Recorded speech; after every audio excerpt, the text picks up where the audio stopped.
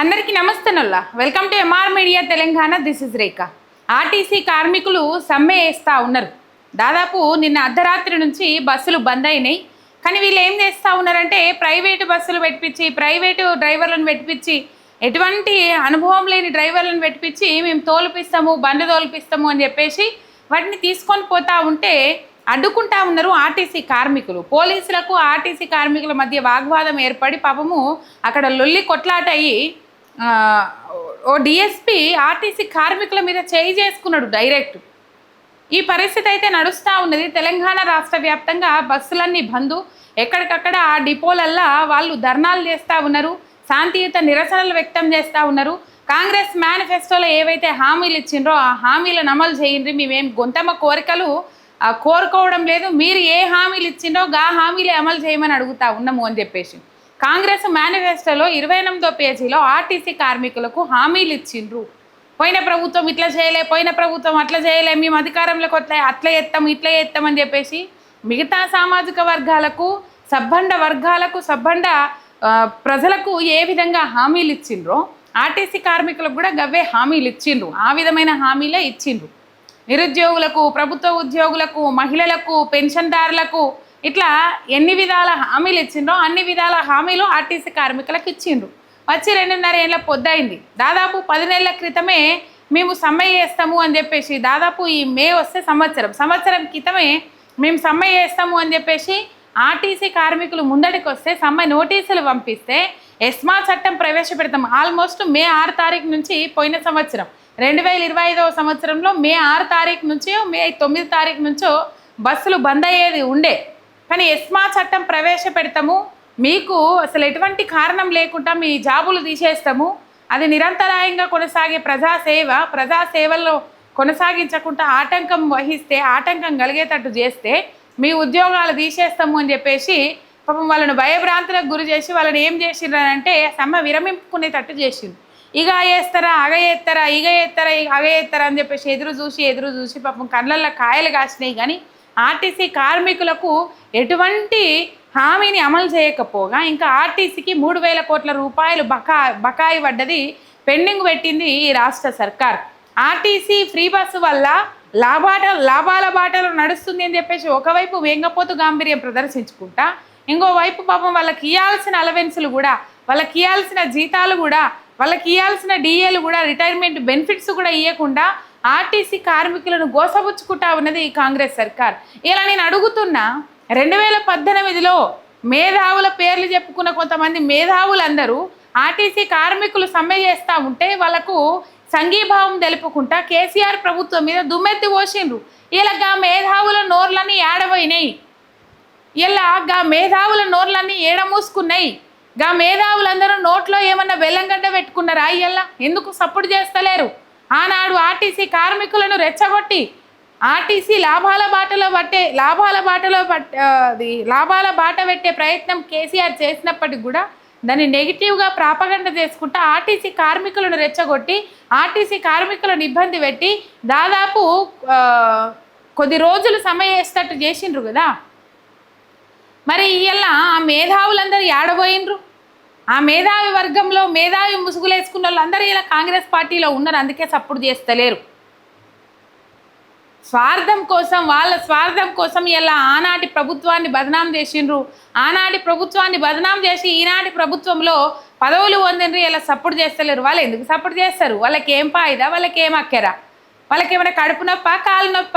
వాళ్ళకి రావాల్సిన పదవులు వచ్చినాయి, వాళ్ళు కూర్చున్నారు, మంచిగా కుర్చీలలో కూర్చున్నారు.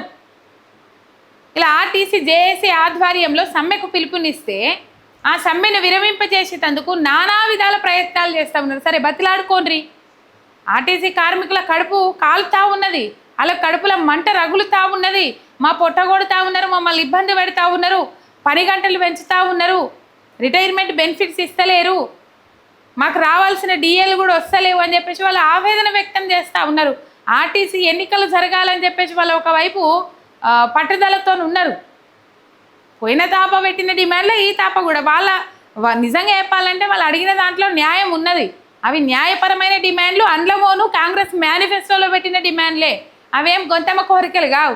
ఇప్పుడు నాకు ఒకటి యాదకొచ్చిందోళ్ళ, రేవంత్ అన్న ఏడ సభ పెట్టినా మహిళలందరూ పాలపిటకల చీరలు కట్టుకొని వస్తున్నారు కదా. ఇయ్యాల రేపు ఏమన్నా రేవంత్ రెడ్డి సభ పెడితే డ్వాక్రా గ్రూపులలో ఏ విధంగా ఇబ్బంది పెడతా ఉన్నారు. మీరు కనుక రేవంత్ రెడ్డి సభకు రాకపోతే డ్వాక్రా గ్రూపుల నుంచి పేరు తీసేస్తాం, మీకు రావాల్సిన లోన్ క్యాన్సిల్ చేస్తాం, ఇట్లా అట్లా అని చెప్పేసి భయభ్రాంతులకు గురి చేసి ఎన్ని రికార్డింగ్లు బయటకు వస్తలేవు అసొంటి భయభ్రాంతులకు గురి చేసి పాపం వాళ్ళను అక్కడికి వచ్చేటట్టు చేపించుకుంటారు కదా. అయితే మా మహిళలందరూ పాలపిట్ట కలర్ చీరలు కట్టుకొని నాకు పాలపిట్టల లెక్క కనబడుతున్నా అంటాడు కదా రేవంత్ అన్న. అని ఒక ముచ్చట చెప్తాడు వాళ్ళ. ఏం ముచ్చట?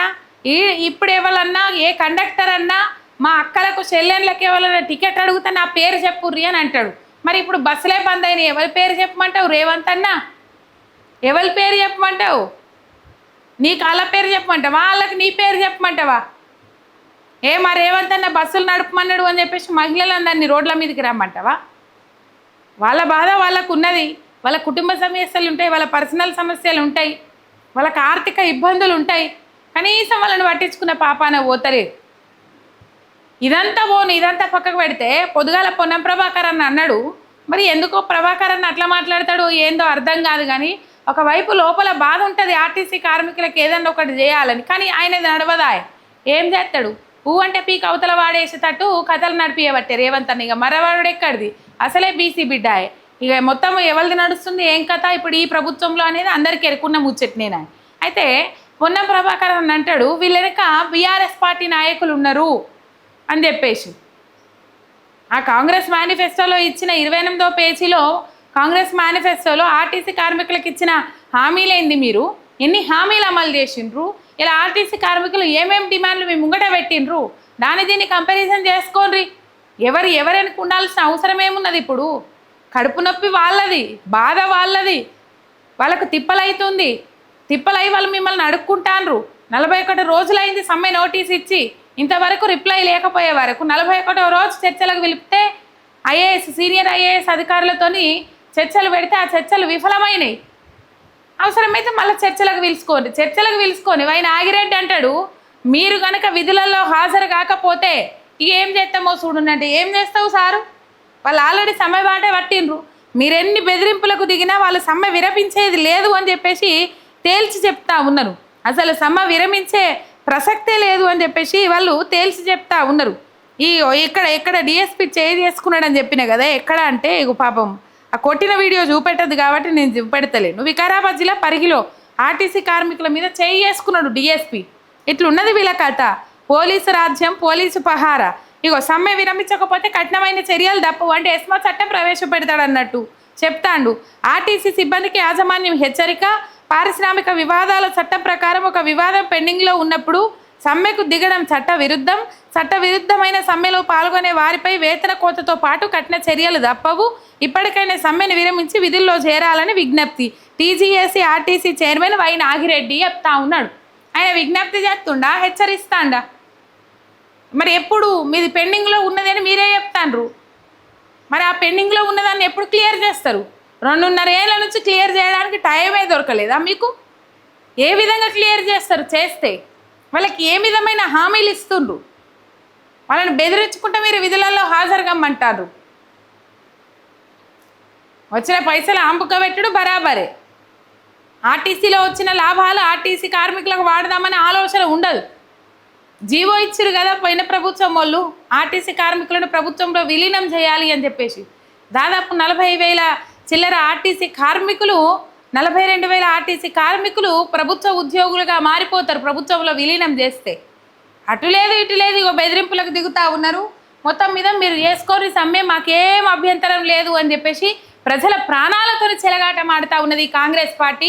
ఆయన ఇంకో ముచ్చట ఏంటంటే ప్రైవేటు వాహనాలు, ప్రైవేటు డ్రైవర్లను పెట్టి ఎటువంటి నాలెడ్జ్ లేని వాళ్ళని తీసుకొచ్చి, ట్రైనింగ్ లేని వాళ్ళని తీసుకొచ్చి పాపం ఇలా పొద్దుగాల కరీంనగర్లో ఆ లారీని గుద్దబెట్టిండ్రు, బస్సును తీసుకుపోయి ఇట్లున్నది కథ వీళ్ళది.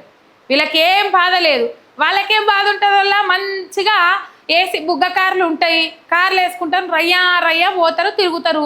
వాళ్ళు ఇంట్లో బస్సులు ఎక్కేది పడిపోయిందా, లేకపోతే వాళ్ళు బస్సులు ఎక్కేది పడిపోయిందా?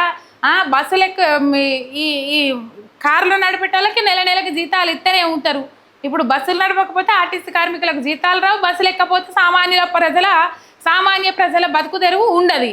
కాబట్టి లాస్ట్ టైం పాట వచ్చినుండే, మీ బస్సు గదలకుంటే మా బతుకు సాగదన్నా, మీ హారను వినకుంటే మా ఊరు మూగబోదా, మీది ఆకలి పోరాటమే అన్నో మాయన్న అని చెప్పేసి ఆర్టీసీ డ్రైవర్ అని చెప్పేసి ఒక పాట వచ్చినుండే. మరి ఇప్పుడు పాటలు చేసేటోళ్ళు ఉండరు, పాటలు పాడేటోళ్ళు ఉండరు, మేధావులందరూ నోట్లల్లా బెల్లంగడ్డ పెట్టుకొని కూర్చుంటారు. ఇగో ఇట్లుంటుంది కథ.